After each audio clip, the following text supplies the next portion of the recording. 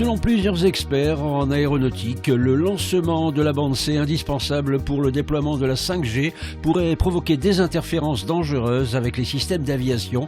L'industrie américaine aérienne et les géants des télécommunications n'arrivent toutefois pas à trouver de terrain d'entente. Ce sont près de 350 000 vols par an qui pourraient être perturbés à cause du déploiement de la bande C rien qu'aux États-Unis.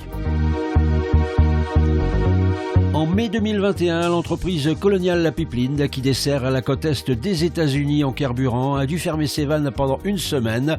Ceci à cause de l'attaque d'un ransomware ou rançongiciel. En réaction, le département de la justice américaine a décidé de mettre en place une procédure spéciale, utilisée notamment dans les affaires de terrorisme, afin de mettre un terme au fléau des rançongiciels. Dans la foulée, Lindy Cabron, des services de renseignement technique et de cyberdéfense britannique, a déclaré que les rançongiciels étaient la plus grande menace de notre époque.